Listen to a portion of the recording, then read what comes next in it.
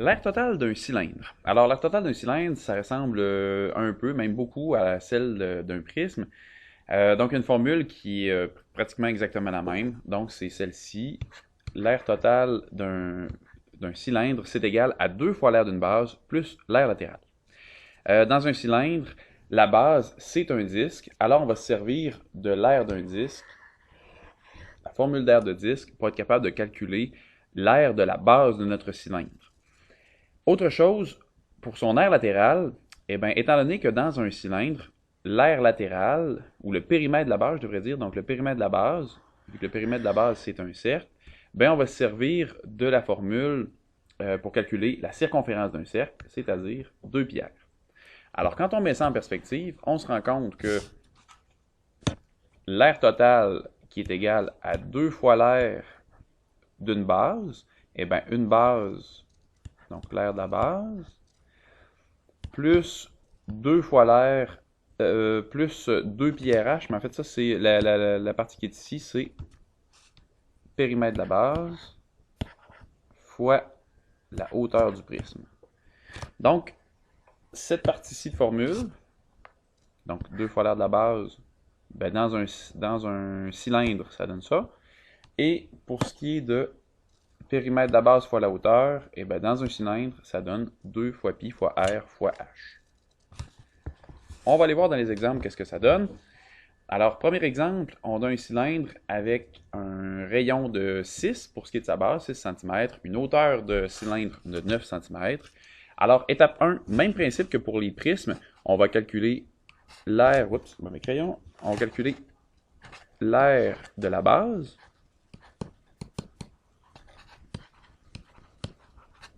Et dans ce cas-ci, ben, l'aire de la base, c'est un cercle. Bon, on s'en doute, c'est un cylindre. Ou je devrais même dire, j'ai dit cercle, mais étant donné qu'on va calculer son aire, on pourrait mettre que c'est un disque, donc l'aire du disque.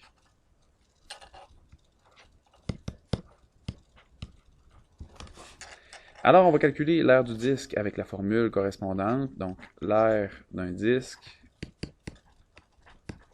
est égale à pi r carré. Alors, pi fois le rayon au carré, le rayon vaut 6, donc 6 au carré, ça nous donne pi fois 36. Alors, pi fois 36, ça donne 113,1 cm². Étape numéro 2, on va calculer l'aire latérale de notre cylindre. Alors, 2, aire latérale.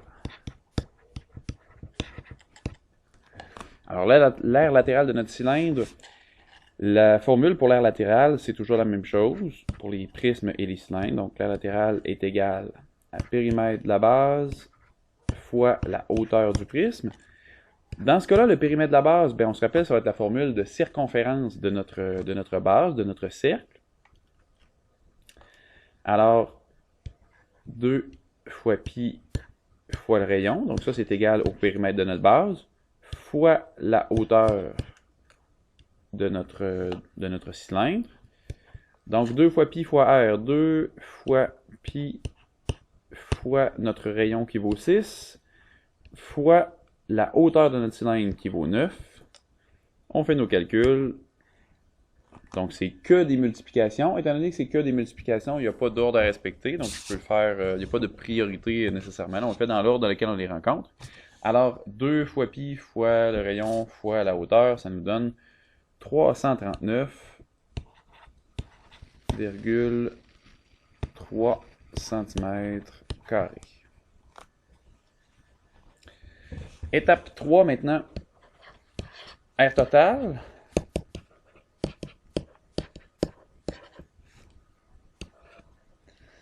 Donc, même principe que pour les prismes. Alors, pour l'aire totale, ben, l'aire totale, c'est égal à 2 fois l'aire de la base, plus l'aire latérale. Alors, 2 fois l'aire de la base, ben, c'est 2 fois 113,1, plus l'aire latérale qui vaut 339,3. Alors, 2 fois 113,1, ça donne 226,2 plus 339,3. Et ça nous donne un grand total de 565,5 cm².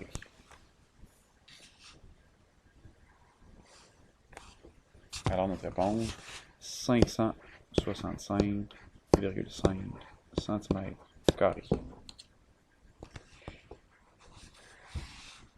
Exemple numéro 2. Calcule l'aire totale d'un cylindre ayant un diamètre de 10 mm et une hauteur de 4 mm. Alors c'est le même principe. Étape 1, calculer l'aire de la base.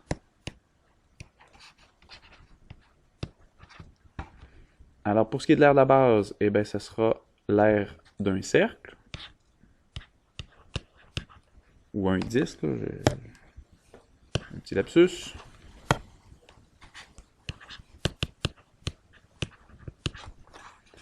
Alors, l'aire d'un disque est égal à pi fois le rayon au carré. Alors, dans ce cas-là, c'est pi fois un rayon de... En fait, on n'a pas le rayon, on nous donne le diamètre. Alors, si le diamètre est de 10, à ce moment-là, ben, le rayon est de la moitié. Donc, j'aurais dû le faire avant, j'ai pas pensé en lisant le problème. J'aurais dû faire une étape 0 qui est de trouver mon rayon. Alors, je vais l'inscrire ici, là, étape 0, rayon. Alors, c'est rayon est égal à diamètre divisé par 2. Donc, rayon égale 5. Donc,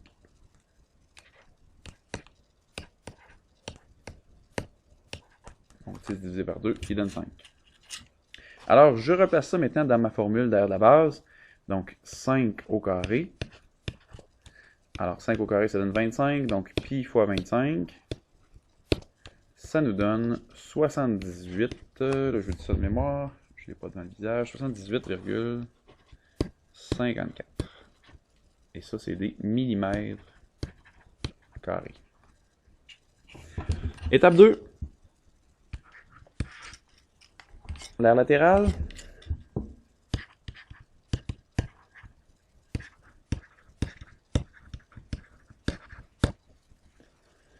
Alors, pour ce qui est de l'aire latérale,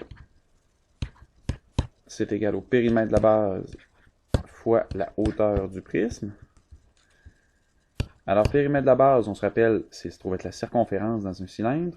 Donc, 2 fois pi fois le rayon, multiplié par la hauteur du prisme. Alors, 2 fois pi fois 5 fois la hauteur du prisme qui est de 4 mm. Alors, on fait nos multiplications. 2 fois 5 fois 4, ça nous donne 40. 40 fois pi, ça nous donne 125,7. En fait, 0,66. 125,66. Et ça, c'est des millimètres carrés. Et finalement, dernière étape, l'aire totale.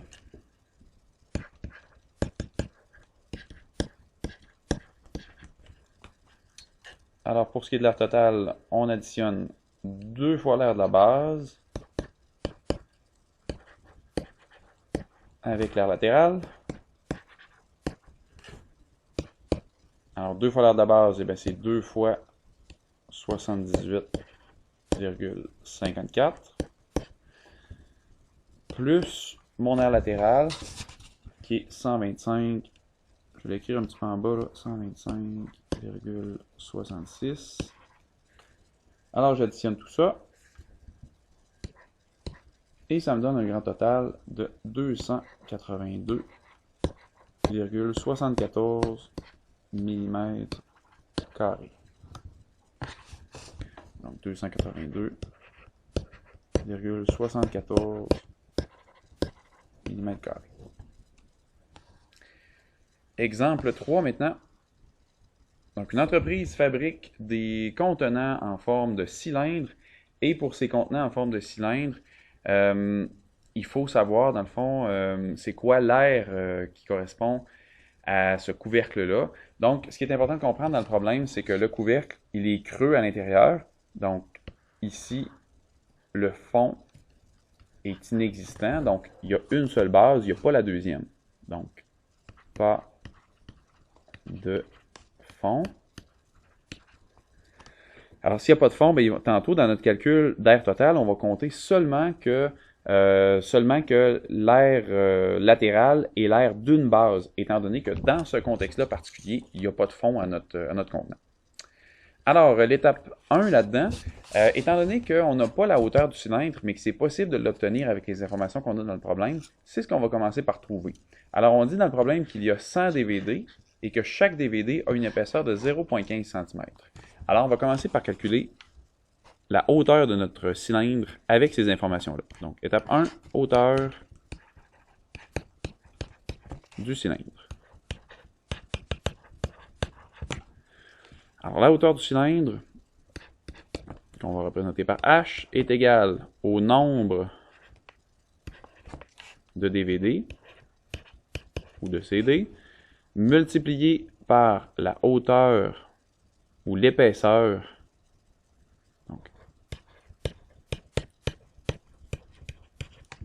de chaque DVD. Alors, le nombre, c'est 100 DVD multiplié par leur épaisseur qui est 0,15 cm. Alors, 100 fois 0,15, ça donne en tout 15 cm pour ce qui est de la hauteur de notre contenant, de notre cylindre. Étape 2 maintenant.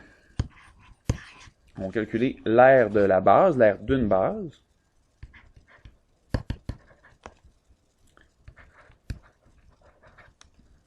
Alors, l'air d'un disque. Alors, pour le calcul d'air d'un disque, eh bien, ça va être l'air d'un disque qui est égal à pi fois r carré. Alors, pi fois notre rayon. On sait que notre rayon est de 5,7 cm. Donc, 5,7 au carré. 5,7 au carré multiplié par pi, en tout, ça nous donne 102,07.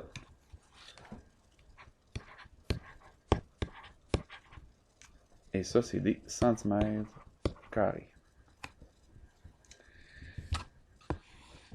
Étape 3, étape 4. Étape 3, on est rendu à calculer l'air latéral.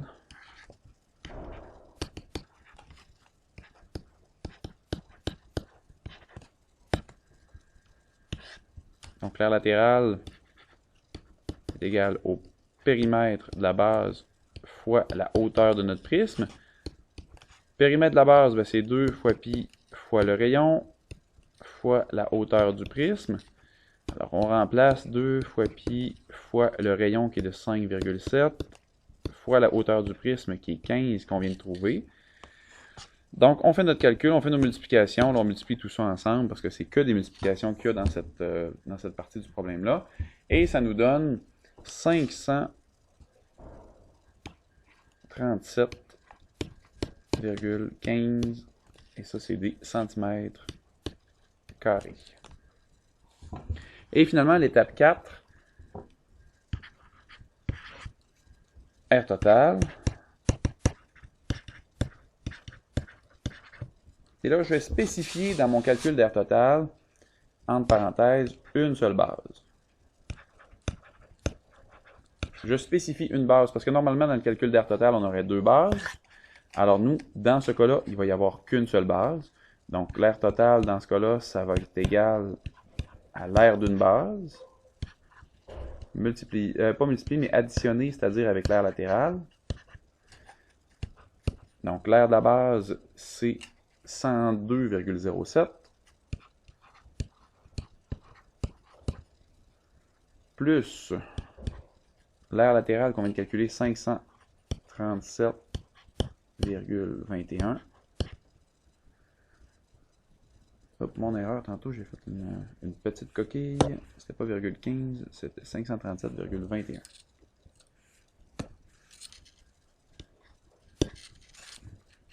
Donc 102,07 plus 537,21, ça nous donne ensemble une aire totale de 639,28.